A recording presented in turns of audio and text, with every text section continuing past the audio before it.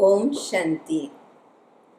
आज बाबा की 23/12/87 की रिवाइज्ड मुरली है, जिसका शीर्षक है मनन शक्ति और मगन स्थिति। बाबा ने आज 3 प्रकार के बच्चों के बारे में बताया है। एक बच्चे हैं जो सिर्फ वर्णन करते रहते हैं, जैसे तोता होता है ना, नल पर नहीं बैठना, बोलता रहता है और नल पर बैठा भी रहता है। तो वर्णन खाली करते हैं, लेकिन न मनन करते और न उसमें मगन होते, उसके अनुभवी नहीं बनते। दूसरे बच्चे हैं जो मनन करते हैं, सिर्फ वर्णन नहीं करते लेकिन मनन करके वर्णन करते हैं। बाबा जो भी मुरली में कह रहे हैं उसका मनन चिंतन करते, उसकी गहराई में जाते हैं, उस मनन करके उसका मक्खन निकालते हैं। और तीसरे बच्चे हैं जो मनन भी करते और साथ साथ मगन रहते हैं। जो भी बाबा के महावाक्य है उस पर मनन भी करते हैं, लेकिन मनन करते करते उसमें मगन हो जाते हैं, उसका स्वरूप बन जाते हैं, वो अनुभव की अथॉरिटी उनमें आ जाती है। तो एक मुख्य अंतर जो वर्णन, मनन और मगन, ये तीनों बच्चों का जो अंतर है, वो जो मुख्य अंतर है वो बाबा ने बताया। वो मुख्य अंतर है शब्द सदा। जो मगन वाले हैं वो सदा स्थिति, श्रेष्ठ स्थिति में रहेंगे, सदा मगन की स्थिति में रहेंगे। और सदा वो स्थिति होने के कारण एक और मुख्य जो अंतर हो जाता है तीनों का, और वो है कि वो दूसरों के लिए उपयोगी बनते हैं। विश्व कल्याणकारी स्टेज, वो औरों को हिम्मत देने के लिए, औरों का कल्याण करने के लिए वो ही निमित्त बनते हैं जो सदा मगन की स्थिति में रहते हैं। तो सुनते हैं बाबा के महावाक्य। आज डबल ताजधारी, डबल राज्य अधिकारी बनने वाले बाप विशेष अपने डबल विदेशी, आज डबल ताजधारी, डबल राज्य अधिकारी बनाने वाले बाप विशेष अपने डबल विदेशी बच्चों से मिलन मनाने आए हैं। बाप दादा देख रहे हैं कि चारों ओर के डबल विदेशी स्नेही, सहयोगी, सदा सेवा के उमंग उत्साह से स्नेह और सेवा दोनों में आगे बढ़ते जा रहे हैं। सिर्फ स्नेह में आगे नहीं बढ़ रहे हैं, लेकिन बाबा से स्नेह होने के कारण सदा सेवा में भी आगे बढ़ते जा रहे हैं। हर एक के मन में यह उत्साह है कि हमें बाप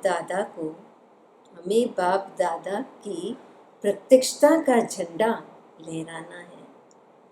हर दिन उत्साह के कारण संगम युग को उत्सव प्रमाण अनुभव करते उड़ते जा रहे हैं। Celebration, every moment, every day, every moment, every breath is a celebration. उत्सव ही उत्सव है। क्यों?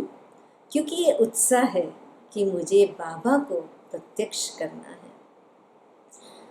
बाबा की प्रत्यक्षता का झंडा लहराना है। ये उत्साह हर समय को उत्सव के रूप में अनुभव कराता, और उसके कारण, क्योंकि हर समय उत्सव है, उसके कारण क्या करते हैं, उत्साह में उठते जा रहे हैं। क्योंकि जहाँ हर समय उत्साह है, चाहे बाप दादा से याद द्वारा मिलन मनाने का उत्साह, चाहे सेवा द्वारा प्रत्यक्ष फल प्राप्त होने के अनुभव के उत्साह में, दोनों उत्साह हर घड़ी, हर दिन उत्सव का अनुभव करते हैं। दुनिया के लोग विशेष उत्सव के दिन उत्साह का अनुभव करते हैं। कोई उत्सव का दिन है, क्या दिवाली है, आज होली है, आज ये है, आज हनुमान जयंती, आज वो है, तो उत्सव होने के कारण उत्साह आ जाता है। आज जन्मदिन है तो उत्साह आ जाता है।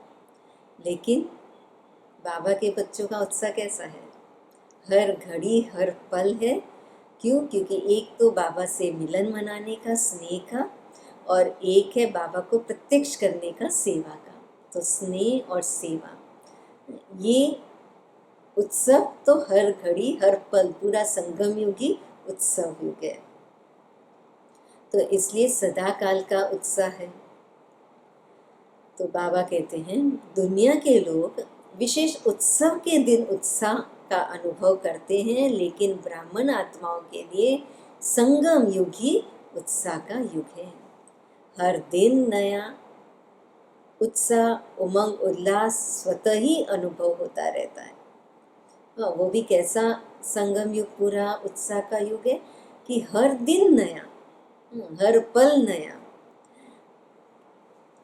हर दिन नया उत्साह, उमंग स्वतः ही अनुभव होता रहता है। इसलिए संगम युग के हर दिन खुशी की खुराक खाते, बाप द्वारा अनेक प्राप्तियों के गुण गाते, डबल लाइट बन सदा उत्साह में नाचते रहते हैं। उत्सव में क्या करते हैं? दुनिया में जो उत्सव होता है उसमें क्या करते हैं? खाते हैं, गाते हैं और नाचते हैं। ईट, ड्रिंक एंड बी मेरी। डबल विदेशी बैठे हैं ना, तो खाते हैं, गाते हैं और नाचते हैं। अभी विदेश में विशेष क्रिसमस मनाने की तैयारियां कर रहे हैं। खाना, गाना, बजाना और नाचना, यही करेंगे ना, और मिलन मनाएंगे। आप हर दिन क्या करते हो दुनिया में? क्योंकि अभी क्रिसमस नज़दीक है, 23 तारीख की मुरली ना, 23/12 की। तो बाबा कहते 25 तारीख को क्रिसमस होता है, तो सब उसकी तैयारियां कर रहे हैं और उसी में बिजी हैं। तो बाबा कहते हैं नाचना, गाना, बजाना यही करते रहेंगे। और आप क्या करेंगे? बाबा कहते हैं, तो बाबा कहते हैं आप हर दिन क्या करते हो? अमृत वेले से लेकर रात तक यही काम करते हो ना, नाचना, गाना, बजाना, यही काम करते हो ना। सेवा भी करते हो। सेवा अर्थात ज्ञान डांस। तो ज्ञान डांस करते हो ना, बाप दादा के गुणों के गीत आत्माओं को सुनाते हो। कौन सा गाना गाते हैं? बाबा के गुणों का गीत सुनाते हैं।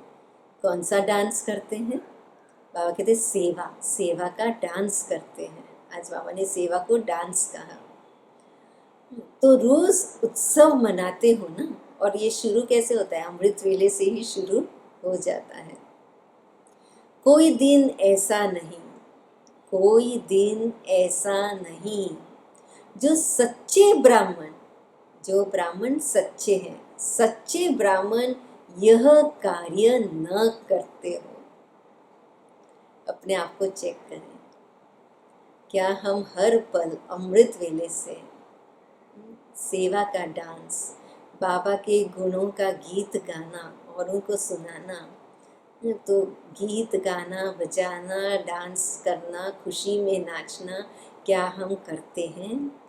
अगर करते हैं तो हम सच्चे ब्राह्मण हैं, और अगर नहीं करते तो चेक करें और रोज करना शुरू कर दें। संगम युग का हर दिन उत्साह भरे उत्सव का दिन है। कौन से युग में हम बैठे हैं? ऐसा संगम युग का हम युग में बैठे हैं, ऐसा जो बाबा कहते हैं कि संगम युग का हर दिन उत्साह भरे उत्सव का दिन है। वह तो 1-2 दिन मनाते हैं। आज एक दिन हुआ, बीत गया, फिर वही, तो वह तो 1-2 दिन मनाते हैं। लेकिन बाप दादा सभी ब्राह्मण बच्चों को ऐसे श्रेष्ठ बनाते हैं, ऐसे गोल्डन गिफ्ट देते हैं जो सदा के लिए संपन्न, सदा भरपूर बन जाते हो। वो लोग क्रिसमस के दिन का इंतज़ार करते हैं कि क्रिसमस फादर आकर आज गिफ्ट देंगे। वह क्रिसमस फादर को याद करते और आप क्या करते हैं? कंपैरिजन कर रहे हैं बाबा, कलयुग में लौकिक में क्या करते हैं और संगम युग पर अलौकिक में हम क्या करते हैं। तो स्पष्ट सामने विजुलाइज करें कि अब तक हम क्या करते आए और दुनिया में लोग क्या कर रहे हैं, और अब जब हम बाबा के बच्चे बने तो अब हम क्या कर रहे हैं। तो वह क्रिसमस फादर को याद करते और आप किशमिश जैसा मीठा बनाने वाले बाबा को याद करते हो। हम कौन से फादर को याद करते हैं? जो किशमिश जैसा मीठा बनाने वाले हैं। तो आप किशमिश जैसा मीठा बनाने वाले बाप को याद करते हो। इतनी गिफ्ट मिलती है जो 21 जन्म यह गिफ्ट चलती ही रहती है। वह विनाशी गिफ्ट, आज गिफ्ट मिली, थोड़े दिन यूज किया, फिर खत्म, विनाशी गिफ्ट। वह विनाशी गिफ्ट थोड़ा समय चला, समाप्त हो जाएगी। यह अविनाशी गिफ्ट अनेक जन्म आपके साथ रहेगी। जैसे वो लोग क्रिसमस ट्री को सजाते हैं, बाप दादा इस बेहद के वर्ल्ड ट्री में आप चमकते हुए सितारों को, संगम युगी श्रेष्ठ धरती के सितारों को अविनाशी लाइट माइट स्वरूप में स्थित होने का अनुभव कराते हैं। है ना कितना स्पष्ट अंतर।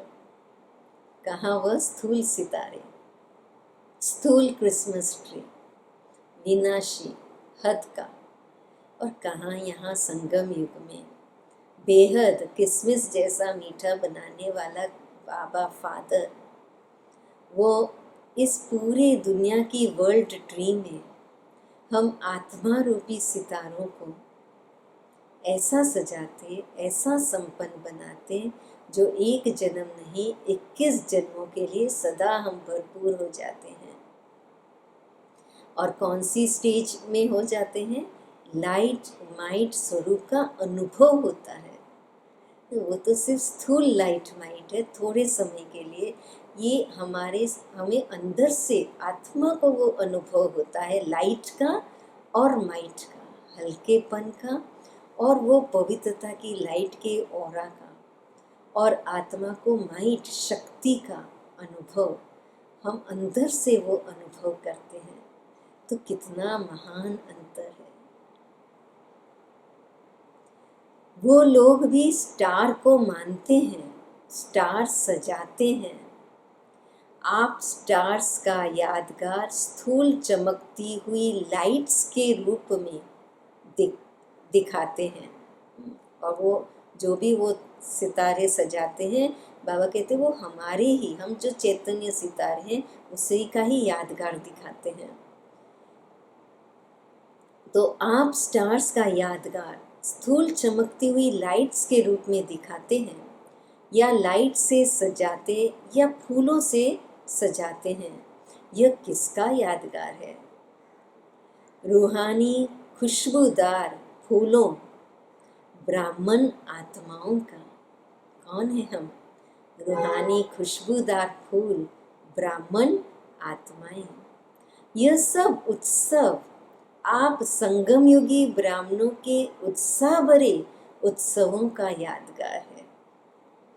उत्साह भरे उत्सव का यादगार है। हर पल हर समय संगम युग में उत्साह ही उत्साह। अगर कोई परिस्थिति है, अगर कोई संस्कारों का टक्कर है, तो वह इसलिए है क्योंकि हमारी बुद्धि संगम युग से हटकर कलयुग में चली गई। आत्मा की स्थिति से हटकर देहभान की स्थिति में आ गई। बेहद से निकलकर हद में आ गई। इसलिए बाबा कहते हैं जो कुछ भी परिस्थिति है, जो कुछ भी नेगेटिव है, वो सब बाहर है। हमारी अंदर की दुनिया संगम युगी दुनिया है, जो उत्साह ही उत्साह से भरा हुआ है। संगम युग पर कल्प वृक्ष के चमकते हुए सितारे, रूहानी गुलाब, आप ब्राह्मण आत्माएं हो। कितना प्योर, कितना श्रेष्ठ नशा बाबा दे रहे हैं कि संगम युग के रूहानी सितारे, कल्प वृक्ष के चमकते हुए सितारे, जो सर्व की मनोकामनाएं पूर्ण करने वाला कल्प वृक्ष, उसके चमकते हुए सितारे, रूहानी गुलाब, आप ब्राह्मण आत्माएं हो। अपना ही यादगार स्वयं देख रहे हो ना। अविनाशी बाप द्वारा अविनाशी रतन बनते हो, इसलिए अंतिम जन्म तक अविनाशी बाप द्वारा अविनाशी रत्न बनते हो, अमूल्य रतन बनते हो। इसलिए अंतिम जन्म तक अपना यादगार देख रहे हो, डबल रूप का यादगार देख रहे हो। संगम युग के रूप का यादगार भिन्न भिन्न रूप से रीति से दिखाते हैं, और दूसरा डबल रूप का यादगार कौन सा? एक है संगम युग में बैठ करके हम भिन्न भिन्न रूप से जो कलयुग में लोग कर रहे हैं वो हम देख रहे हैं। संगम है ना, तो दो यादगार हुआ। एक कलयुग में रीत रिवाज से जो कर रहे हैं वो प्रैक्टिकल यादगार हम सामने देख रहे हैं, और दूसरा भविष्य देव पद का यादगार देख रहे हो। तो भविष्य देव पद में जो भी रीत रिवाज या जो भी उसका स्टोरीज है वो संगम युग की स्टोरीज है। पद है देवता का, और उसमें कहानियाँ हम जो अभी संगम युग में बाबा के साथ कर रहे हैं, तो वही कहानी देव पद के साथ जुड़ करके लोग कर रहे हैं। तो इसके लिए डबल यादगार अभी संगम युग में हम देख रहे हैं। न सिर्फ अपने रूप का यादगार, जो अभी हमारी कहानी है, जो हमारा स्वरूप है संगम युग का, ना ही उस स्वरूप का यादगार देखते हो, लेकिन आप श्रेष्ठ आत्माओं के श्रेष्ठ कर्मों का भी यादगार देखते हो। तो जो हमारा भविष्य देव पद का रूप है, सिर्फ वही यादगार नहीं, लेकिन संगम युग में अमृत वेले से लेकर के जो हम श्रेष्ठ कर्म कर रहे हैं, उस श्रेष्ठ कर्म का भी यादगार है। बाप और बच्चों के चरित्र का भी यादगार है। तो भविष्य देव पद का सिर्फ चित्र का यादगार नहीं है, लेकिन संगम युग के श्रेष्ठ बाबा और बच्चों का जो श्रेष्ठ चरित्र है उसका भी यादगार है।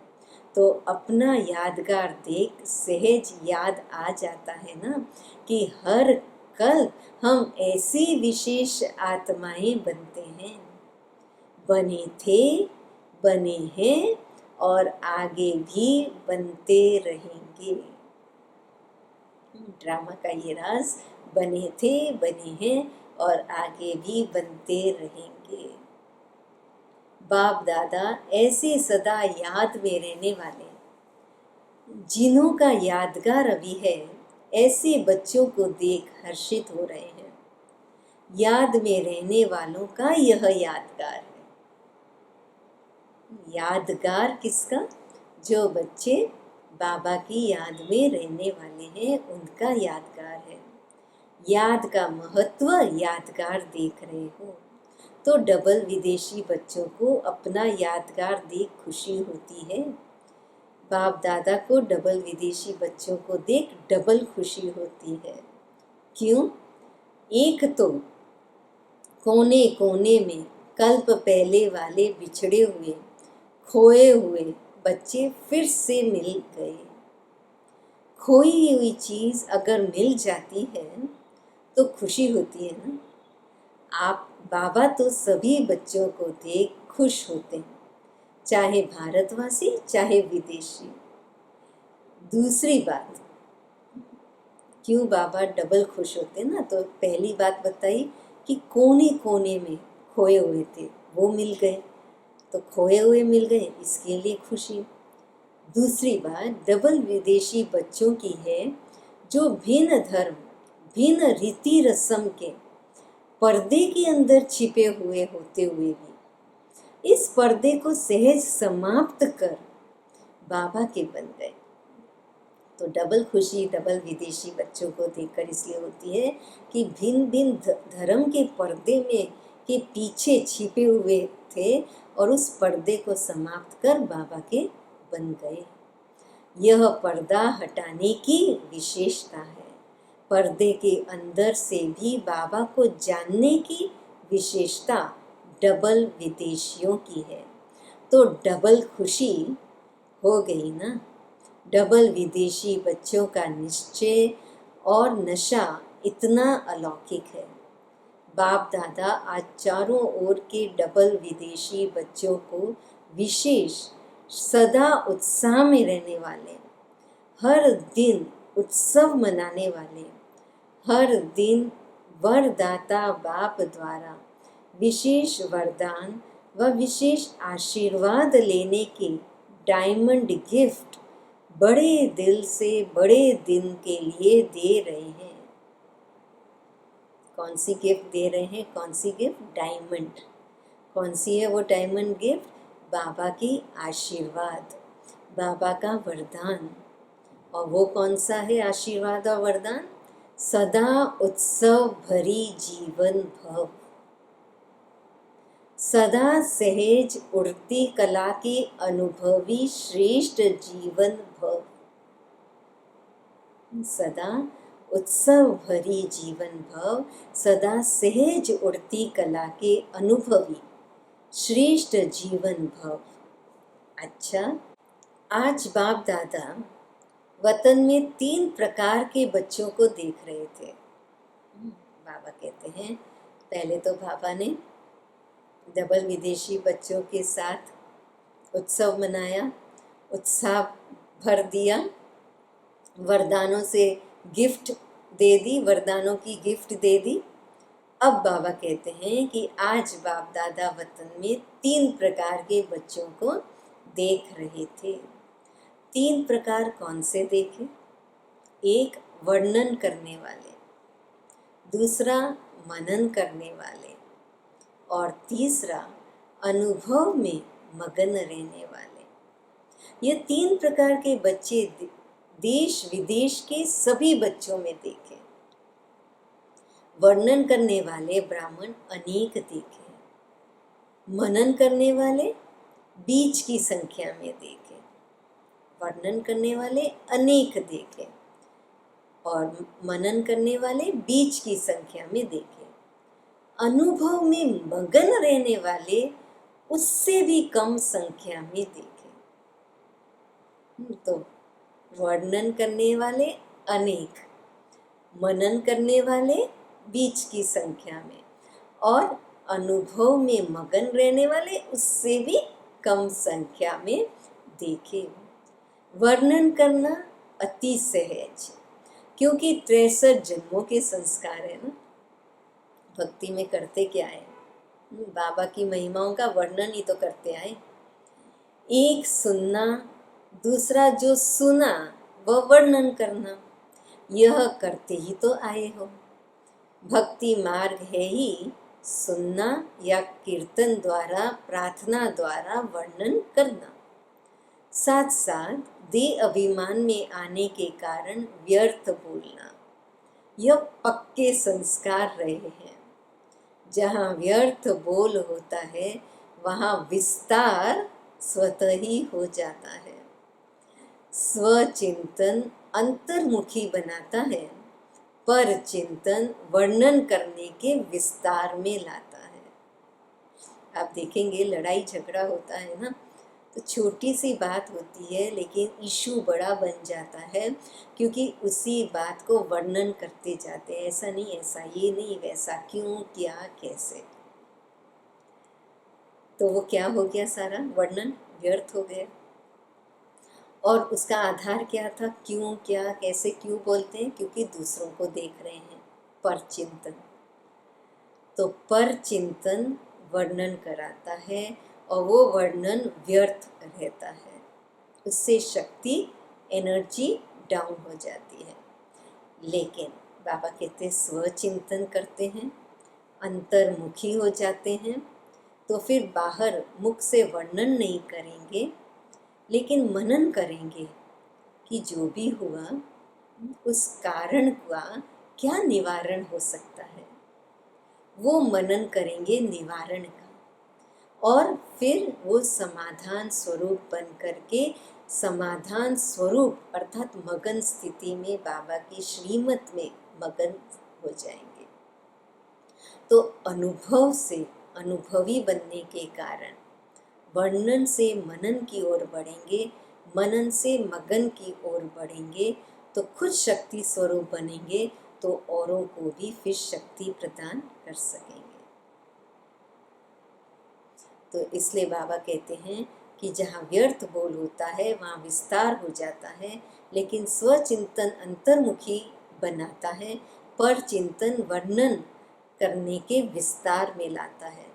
तो वर्णन करने के संस्कार अनेक जन्मों के होने के कारण ब्राह्मण जीवन में भी अज्ञान से बदल ज्ञान में तो आ जाते हैं, ज्ञान को वर्णन करने में जल्दी होशियार हो जाते हैं। ब्राह्मण जीवन में अज्ञानी से ज्ञानी तो बन गए, लेकिन वो संस्कार पक्का होने के कारण ज्ञान को भी वर्णन करने में जल्दी होशियार हो जाते हैं। वर्णन करने वाले वर्णन करने के समय तक खुशी व शक्ति अनुभव करते हैं। अभी अंतर, जब हम सिर्फ मुरली को वर्णन करते हैं तो क्या करेंगे, जब तक मुरली सुनाया, जब तक वर्णन किया, तब तक खुशी और शक्ति का अनुभव किया। जैसे ही मुरली सुनाना पूरा किया, कर्मों में आ गए, तो वहाँ पे शक्ति और खुशी गायब। लेकिन अगर मुरली सुनाते समय सिर्फ वर्णन की स्थिति नहीं है, लेकिन साथ साथ अंदर ही अंदर विजुलाइज कर रहे हैं, मनन भी कर रहे हैं और उसमें मगन होकर उसकी अनुभूति भी कर रहे हैं, तो मुरली सुनने सुनाने के बाद जब कर्म में आते हैं तो उसको जो हमने सुना है उसको उगाड़ते रहते हैं। कर्म करते करते साथ साथ उसको उगाड़ते रहते हैं, उसका अनुभव करते रहते हैं, उसको अनुभव में लाते रहते हैं, तो वो शक्ति बन जाती है। सिर्फ सुनने सुनाने तक शक्ति सीमित नहीं रहेगी, लेकिन कर्म में भी वो शक्ति का अनुभव करते जाएंगे। और जब मगन स्थिति रहेगी तब वो शक्ति हमारी ओवरफ्लो होगी, औरों को भी वो शक्ति का अनुभव करा सकेंगे। तो इसलिए बाबा कहते हैं कि ज्ञान को वर्णन करने में जल्दी होशियार हो जाते हैं। वर्णन करने वाले वर्णन करने के समय तक खुशी व शक्ति अनुभव करते हैं, लेकिन सदा काल के लिए नहीं। मुख से ज्ञान दाता का वर्णन करने के कारण शक्ति और खुशी, यह ज्ञान का प्रत्यक्ष फल प्राप्त हो जाता है, लेकिन शक्तिशाली स्वरूप सदा खुशी स्वरूप नहीं बन सकते। फिर भी ज्ञान रतन है और डायरेक्ट भगवानुवाच्य है, इसलिए यथाशक्ति प्राप्ति स्वरूप बन जाते हैं। क्योंकि ज्ञान रतन है और डायरेक्ट भगवानुवाच्य है, इसीलिए यथाशक्ति प्राप्ति स्वरूप बन जाते हैं। उसी समय के लिए प्रत्यक्ष फल की प्राप्ति हो जाती है। मनन करने वाले, अब जो सेकंड नंबर के बच्चे हैं, मनन करने वाले सदा जो भी सुनाते हैं उनको मनन कर स्वयं भी हर ज्ञान की पॉइंट का स्वरूप बनते हैं।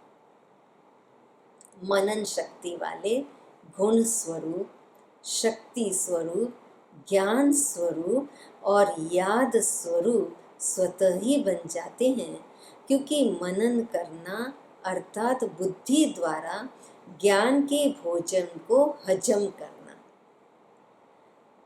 तो जब हम मनन करते हैं, जैसे गाय उगाड़ती रहती है, बाबा कहते हैं ऐसे हम ज्ञान की पॉइंट्स को अंदर ही अंदर मन में दोहराते हैं, विजुलाइज करते हैं बुद्धि से और उसका अनुभव करते हैं। तो क्या होता है, जैसे ज्ञान का भोजन है ये मनन करना। तो जैसे भोजन को हम हजम करते हैं, वैसे ही बाबा कहते हैं जब मनन करते हैं तो ये ज्ञान भोजन हजम होता है, तो हम उसके स्वरूप बनते, गुण स्वरूप, शक्ति स्वरूप, खुशी के स्वरूप बनते। जैसे स्थूल भोजन अगर हजम नहीं होता है तो शक्ति नहीं बनती है, सिर्फ मुख के स्वाद तक ही रह जाता है। बड़ा स्वादिष्ट था, बस मुख के स्वाद तक रह गया। लेकिन अगर उसको हमने हजम किया तो क्या होता है, हजम करते हैं तो वो खून बनता है, शक्ति बनती है। ऐसे वर्णन करने वालों को भी सिर्फ ज्ञान मुख के वर्णन तक रह जाता है, लेकिन वह बुद्धि द्वारा, मनन शक्ति द्वारा धारण कर शक्तिशाली बन जाते हैं। जो मगन होते हैं, वो जो मनन शक्ति वाले होते हैं, वह क्या करते हैं, वह सर्व बातों की शक्तिशाली आत्माएं बनते हैं। बुद्धि द्वारा मनन शक्ति द्वारा, बुद्धि द्वारा मनन शक्ति द्वारा धारण कर शक्तिशाली बन जाते हैं। तो क्या कह रहे हैं बाबा कि वर्णन करने वाले सिर्फ मुख से वर्णन करने के कारण क्या होता है, ज्ञान मुख के वर्णन तक रह जाता, शक्ति नहीं बनती। लेकिन बुद्धि द्वारा, मनन शक्ति द्वारा धारण करते हैं तो शक्तिशाली बन जाते हैं। तो एक है मन में सिर्फ वर्णन करना, रिपीट करना। दूसरा है बुद्धि द्वारा मनन करना। और तीसरा है संस्कारों में मगन हो जाना। तो इसलिए बाबा कहते हैं मनन शक्ति वाले सर्व बातों की शक्तिशाली आत्माएं बनते हैं। मनन करने वाले सदा स्वचिंतन में बिजी रहने के कारण माया के अनेक विघ्नों से सहज मुक्त हो जाते हैं, क्योंकि बुद्धि बिजी है तो माया भी बिजी देख किनारा कर लेती है। जैसे कोरोना किसके पास जाता है, कोरोना उसके पास जाता है जो व्यर्थ में अपने आप को बिजी रखता है। लेकिन अगर वो समर्थ है तो कोरोना का उसके ऊपर अटैक नहीं होगा। इम्यूनिटी पावर स्ट्रांग है तो कोरोना का अटैक नहीं होगा। लेकिन व्यर्थ के कारण, अगर नेगेटिविटी के कारण इम्यूनिटी लो है तो कोरोना उसके पास जाता है। तो ऐसे ही बाबा कहते हैं कि माया जब देखती है कि ये आत्माएं तो परमात्म ज्ञान में बिजी है, मनन करने में, तो माया भी दूर से देख करके ही चली जाती है, वो फिर उनके पास नहीं आती। दूसरी बात, मनन करने से शक्तिशाली बनने के कारण स्वस्थिति कोई भी परिस्थिति में हार नहीं खिला सकती। कितनी अच्छी बात बाबा कह रहे हैं, गहरी बात सिंपल तरीके से कह रहे हैं, वेरी इम्पोर्टेंट बात है कि कोई भी परिस्थिति क्यों ना हो, लेकिन जब मनन कर रहे हैं तो मनन करने के कारण बुद्धि शक्तिशाली हो जाती है, स्थिति शक्तिशाली हो जाती है, स्वस्थिति शक्तिशाली हो जाती है। तो बाहर की परिस्थिति स्वस्थिति को कभी भी हार खिला नहीं सकती। जब हम स्वस्थिति में रहते हैं तो बाहर की परिस्थिति हार खिला नहीं सकती। तो मनन शक्ति वाला अंतर्मुखी सदा सुखी रहता है। समय प्रमाण शक्तियों को कार्य में लगाने की शक्ति होने के कारण जहाँ शक्ति है वहाँ माया से मुक्ति है। ये स्लोगन आज हमें पूरा दिन याद रखना है। जहाँ शक्ति है वहाँ माया से मुक्ति है। कौन सी शक्ति? मनन शक्ति। तो जहाँ मनन शक्ति है वहाँ माया से मुक्ति है। ऐसे बच्चे विजयी आत्माओं के लिस्ट में आते हैं। तीसरे बच्चे सदा सर्व अनुभवों में मगन रहने वाले। अंतर क्या है वर्णन, मनन और मगन में? मगन वाले सदा, वो सदा मनन करते रहते, सदा स्वरूप रहते, सदा मगन रहते, सदा अनुभवों में मगन रहते। मनन करना यह सेकंड स्टेज है, लेकिन मगन करते हुए समाये रहना यह फर्स्ट स्टेज है। मगन रहने वाले स्वतः ही निर्विघ्न रहते ही हैं, लेकिन उसमें भी ऊंची विघ्न विनाशक स्थिति रहती है। मगन रहने वाले तो ऑटोमेटिकली निर्विघ्न रहते हैं। मनन रहने वाले भी विघ्न प्रूफ हो जाते, विघ्न से मुक्त हो जाते हैं। लेकिन मगन रहने वाले की और भी एडवांस स्टेज क्या है? विघ्न प्रूफ रहना, विघ्नों से मुक्त होना वो तो ऑटोमेटिक है, लेकिन एडवांस स्टेज क्या है? वो विघ्न विनाशक की स्थिति में रहते, अर्थात स्वयं तो निर्विघ्न बनते, औरों के भी विघ्न विनाशक बन सहयोगी बनते हैं। अनुभव सबसे बड़ी अथॉरिटी है। दूसरों के विघ्न विनाशक कौन बन सकता है? दूसरों को सहयोग कौन दे सकता है? जब खुद ने अनुभव किया हो तो दूसरों को करा सकता है। इसलिए अनुभव सबसे बड़ी अथॉरिटी है। और ये अनुभवों में मगन रहना, अनुभवों में समाये रहना सदा के लिए, वह कौन सी स्टेज है? वह है मगन रहने वाले बच्चों की स्टेज, फर्स्ट स्टेज। अनुभव की अथॉरिटी से बाप समान मास्टर ऑलमाइटी अथॉरिटी की स्थिति का अनुभव करते रहते हैं। मगन अवस्था वाले अपने अनुभव के आधार से औरों को निर्विघ्न बनाने के एग्जाम्पल बनते हैं, क्योंकि कमज़ोर आत्माएं उन्हों के अनुभव को देख स्वयं भी हिम्मत रखते हैं, उत्साह में आती है, हम भी ऐसे बन सकते हैं। जो अनुभवी हैं, जो खुद विघ्न प्रूफ हैं, विघ्न विनाशक बनते हैं, औरों के लिए, दूसरों के लिए प्रेरणा बनते हैं, दूसरों में उत्साह भरते हैं, तो बाबा कहते हैं कि दूसरी आत्माएं जो कमज़ोर हैं वो उनसे प्रेरणा लेते हैं, उनसे उत्साह अपने अंदर भरते हैं, उनसे अपने अंदर हिम्मत भरते हैं। तो बाबा कहते हैं कि उनको भी उत्साह आ जाता है कि हम भी ऐसे बन सकते हैं, ये ऐसे बने तो हम भी ऐसे बन सकते हैं। मगन रहने वाली आत्माएं बाप समान होने के कारण स्वतः ही बेहद के वैराग वृत्ति वाले, बेहद के सेवाधारी और बेहद के प्राप्ति के नशे में रहने वाले सहज बन जाते हैं। फिर वो हद में नहीं रहते, बेहद, उनके लिए कोई भेदभाव नहीं, मेरा एरिया तेरा एरिया नहीं, सबके लिए सबसे वैराग वृत्ति, सबके लिए सेवाधारी, सेवा की भावना और बेहद के प्राप्ति के नशे में रहने वाले। मगन रहने वाली आत्माएं सदा कर्मातीत अर्थात कर्म बंधन से न्यारी और सदा बाबा की प्यारी। तो मनन वाले भी विजयी आत्माएं हैं, लेकिन मगन वाले तो सदा हैं।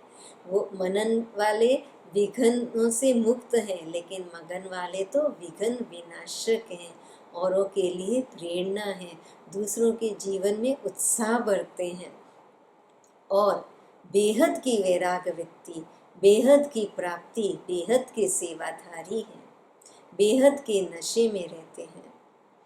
कर्मातीत, कर्म बंधन से न्यारे, सदा के लिए और सदा के लिए बाबा के प्यारे हैं। मगन आत्मा सदा तृप्त आत्मा, सदा संतुष्ट आत्मा, संपन्न आत्मा, संपूर्णता के अति समीप आत्मा है। सदा अनुभव की अथॉरिटी के कारण सहज योगी, स्वतः योगी ऐसे श्रेष्ठ जीवन, न्यारी और प्यारी जीवन का अनुभव करते हैं। अनुभव भी कैसा? श्रेष्ठ न्यारी प्यारी जीवन, अनुभव के अथॉरिटी का जीवन, सदा संतुष्ट तृप्त संपन्न संपूर्णता के समीपता का अनुभव, ऐसे अनुभवों की खान का अनुभव। उनके मुख से अनुभवी बोल होने के कारण दिल में समा जाते हैं। जो भी सुनते हैं उनके दिल में समा जाता है और वर्णन करने वाले के बोल तक दिमाग तक ही बैठते हैं। तो समझा फर्स्ट स्टेज क्या है? मनन करने वाले भी विजयी हैं, लेकिन सहज और सदा में अंतर है। मनन करने वाले जो सेकंड स्टेज है वो भी विजयी हैं, लेकिन अंतर किस में हो जाता? सहज और सदा, स्वतः और सदा। मगन रहने वाले सदा बाबा की याद में समाये हुए होते हैं। तो अनुभव को बढ़ाओ, लेकिन पहले वर्णन से मनन में आओ। अनुभव भी कब बढ़ेगा? जब वर्णन खाली करते नहीं रहेंगे, लेकिन जो वर्णन कर रहे हैं उसका अनुभव भी साथ साथ बाबा की याद में समाने का अनुभव भी करते जाएंगे, तो वो वाइब्रेशंस औरों तक, औरों के दिल तक पहुँचेगा। और अगर अनुभव नहीं किया, ऐसा ही वर्णन करते गए, तो दिमाग तक ही हाँ बहुत अच्छा था, बहुत अच्छा था, कि वो दिल में जो एक तीर लगना चाहिए वो नहीं लगता। तो इसलिए बाबा कहते हैं मनन करते करते अनुभव स्वतः ही बढ़ता जाएगा। तो इसलिए क्या करो? पहले वर्णन से मनन में आओ। मनन शक्ति मगन स्थिति को फिर सहज प्राप्त करा दे। मनन शक्ति की स्टेज पावरफुल हो गई तो उसी को सदा और स्वतः वो सहज आने में दिक्कत नहीं होगी, वो फिर सहज हो जाएगा मगन स्थिति। मनन करते करते अनुभव भी स्वतः बढ़ता जाएगा। मनन करने का अभ्यास और अति आवश्यक है। मनन करने का अभ्यास बाबा कहते अति आवश्यक है। वर्णन से डायरेक्ट जंप नहीं दे सकते मगन में। वर्णन और मगन का जो बीच का स्टेप है मनन, वह बाबा कहते अति आवश्यक है। इसलिए मनन शक्ति को बढ़ाओ। सुनना और सुनाना तो अति सहज है। मनन शक्ति वाले, मगन रहने वाले, सदा पूज्य, वर्णन करने वाले सिर्फ गायन योग्य होते हैं। अंतर वर्णन और मनन। मनन शक्ति वाले और मगन रहने वाले दोनों सदा पूज्य, और वर्णन करने वाले सिर्फ गायन योग्य होते हैं। तो सदा अपने को गायन पूजन योग्य बनाओ। समझा क्या करना है? बाबा कहते हैं दोनों बनाना है, गायन योग्य भी तो पूजन योग्य भी, और वो भी सदा के लिए बनाना है। सेवाधारी तो तीनों ही हैं, लेकिन सेवा का प्रभाव नंबरवार है। नंबरवार में नहीं आना, नंबर 1 बनना। अच्छा, सदा अपने को डबल राज्य अधिकारी, डबल ताजधारी, श्रेष्ठ आत्मा अनुभव करने वाले, सदा मनन शक्ति द्वारा मगन स्थिति का अनुभव करने वाले, मनन शक्ति द्वारा मगन स्थिति का अनुभव करने वाले, सदा बाप समान अनुभवी, मास्टर ऑलमाइटी अथॉरिटी स्थिति के अनुभवी मूर्त बनने वाले, सदा अपने शक्तिशाली पूज्य स्थिति को प्राप्त करने वाले, ऐसे नंबर 1 सदा विजयी बच्चों को बाप दादा का याद प्यार और नमस्ते। हम रूहानी बच्चों की, रूहानी बाप दादा को भी याद प्यार, गुड मॉर्निंग और नमस्ते विदेशी भाई बहनों के ग्रुप से। विदेश में रहते स्वदेश स्वस्वरूप की सदा स्मृति में रहने वाले हो। विदेश में रह रहे हो लेकिन स्वदेश और स्वरूप की सदा स्वस्वरूप की सदा स्मृति में रहने वाले हो। जैसे बाप परमधाम में इस पुराने पराये देश में प्रवेश हो आते हैं, ऐसे आप सभी भी परमधाम निवासी श्रेष्ठ आत्माएं, सहज योगी आत्माएं ऐसे अनुभव करती हो कि हम भी परमधाम निवासी आत्माएं इस साकार शरीर में प्रवेश कर विश्व के कार्य अर्थ निमित्त है। बाप समान बनने के लिए बाबा ये युक्ति बता रहे हैं कि जैसे बाबा पर काय प्रवेश करते हैं, वैसे हम आत्माएं परमधाम निवासी हैं बाप समान, और हम भी इस साकार शरीर में प्रवेश करके कार्य कर रहे हैं। तो बाबा कहते ऐसे अपने आप को अनुभव करते हो कि हम भी परम धाम निवासी आत्मा इस साकार शरीर में प्रवेश कर विश्व के कार्य अर्थ निमित्त हैं। आप भी अवतरित हुई ब्राह्मण आत्माएं हो। कौन सी आत्माएं हम हैं? अवतरित हुई आत्माएं हैं। शूद्र जीवन समाप्त हुई, अब शुद्ध ब्राह्मण आत्माएं हो।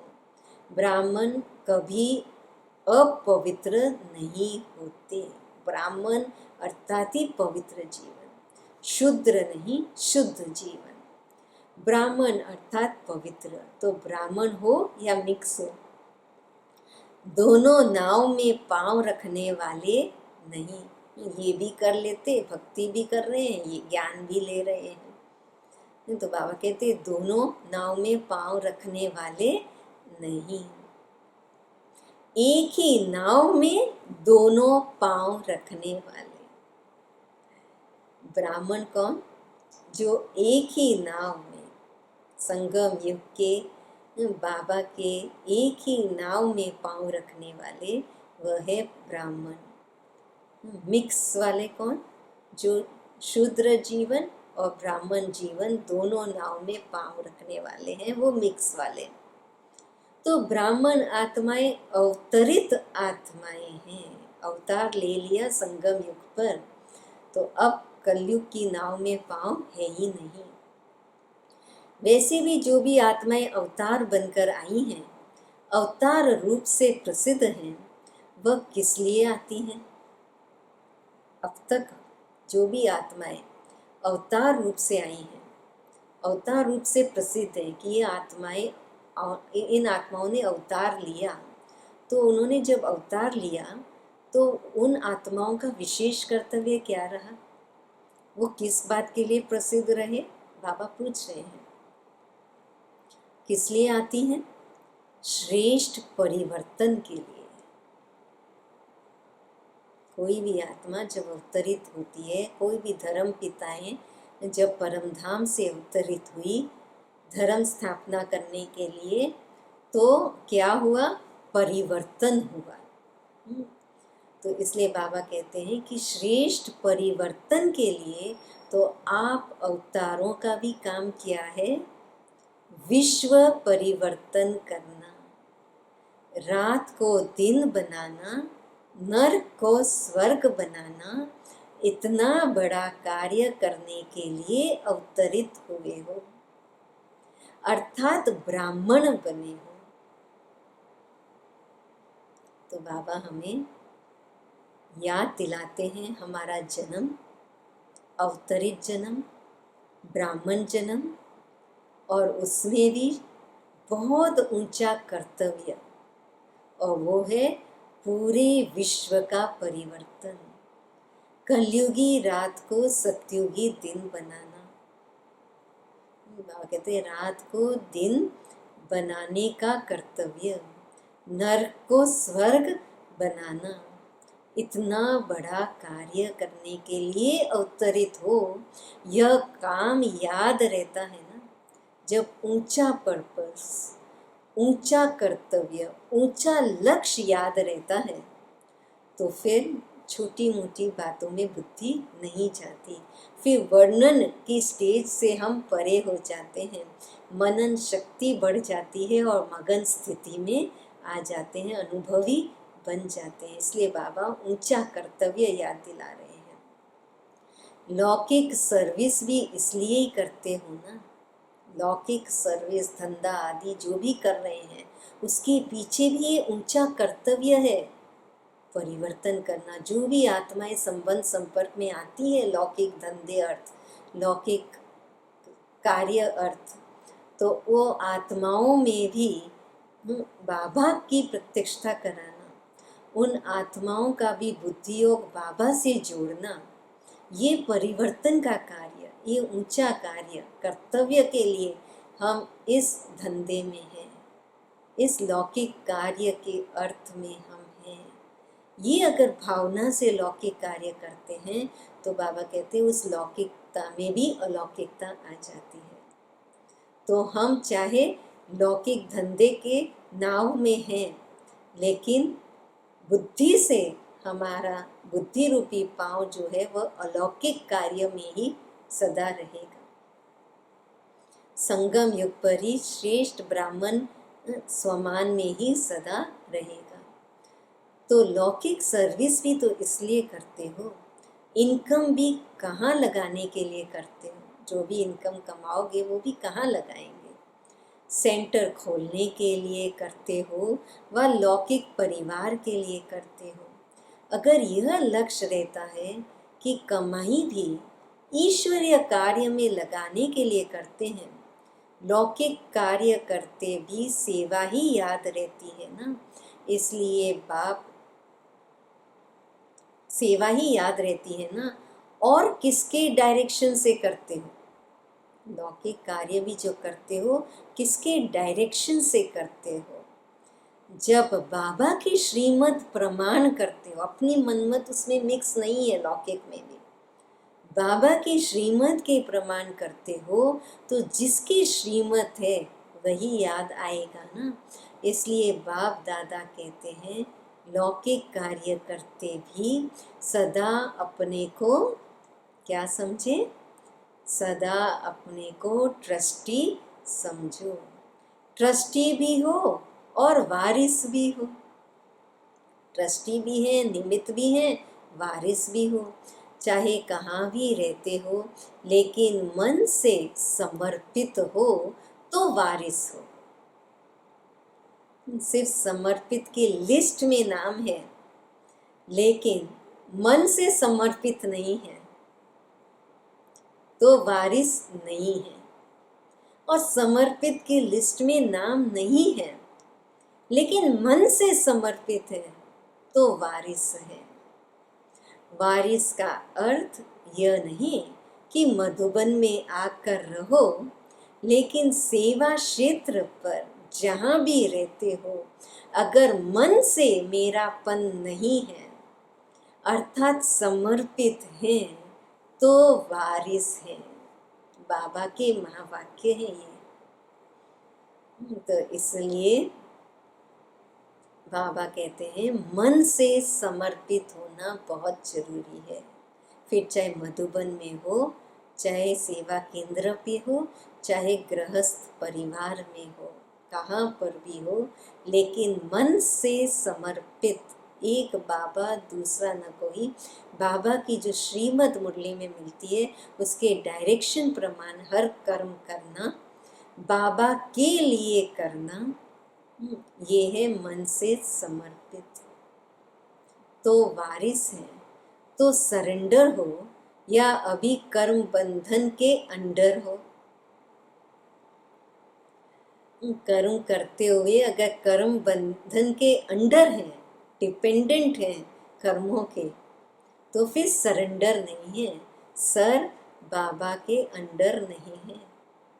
तो इसलिए बाबा कहते हैं चेक करो, सर अंडर है, सरेंडर है बाबा की श्रीमत में। हाँ जी में सर हाजी कर रहा है बाबा की श्रीमत में तो सरेंडर है, और नहीं तो कर्म बंधन के अंडर है।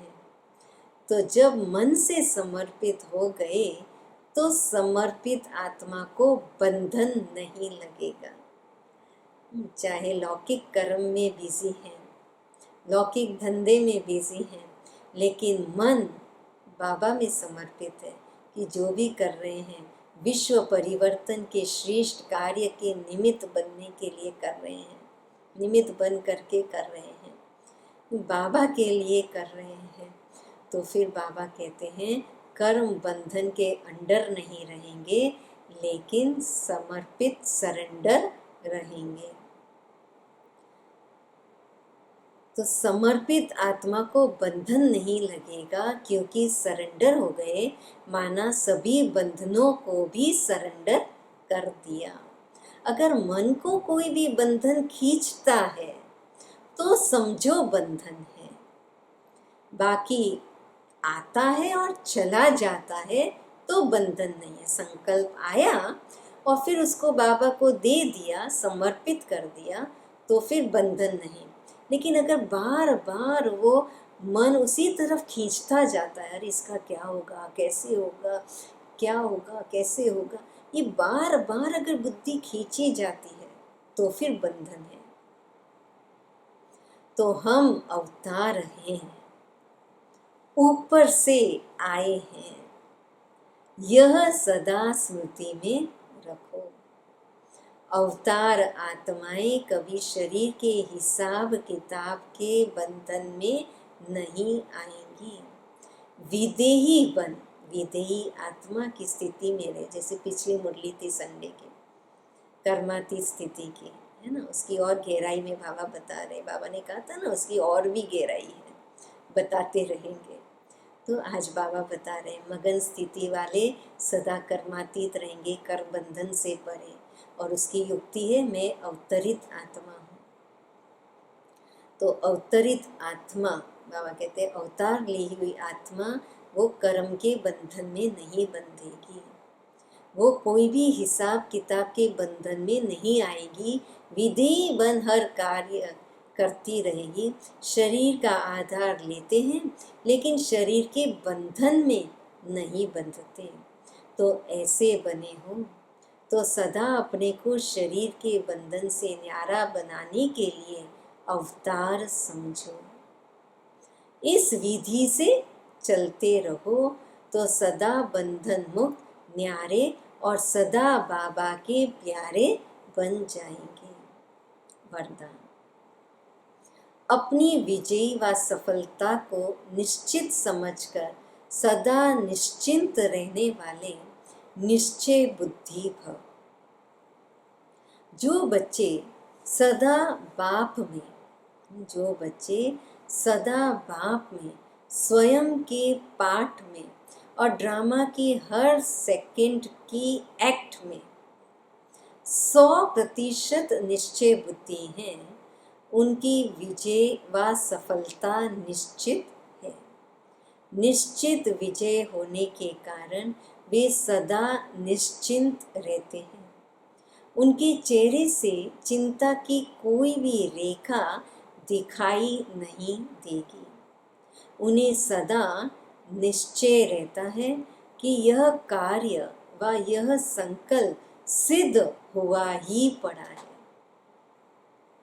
निश्चय कि यह कार्य हुआ ही पड़ा है, ये संकल्प सिद्ध हुआ ही पड़ा है। इसलिए वो सदा मुस्कुराते रहेंगे, सदा निश्चिंत रहेंगे, सदा विजय के नशे में रहेंगे।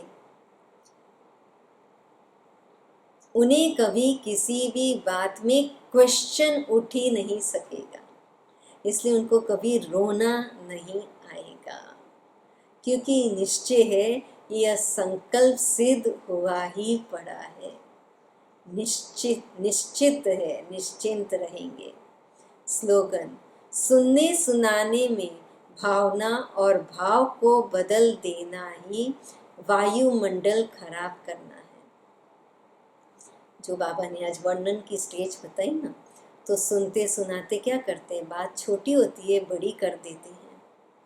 तो उसमें क्या होता है, भाव बदल जाता है, भावनाएं बदल जाती। क्या इंटेंशन था, जिस इंटेंशन से बोला था वो इंटेंशन को नहीं देखते और बोल को पकड़ के उसी पे ही शुरू हो जाता है तो क्या होता है, भावनाएं बदल जाती, भाव बदल जाता, वायुमंडल खराब हो जाता। शुभ भावना, शुभ भावनाएं नहीं रह पाती है।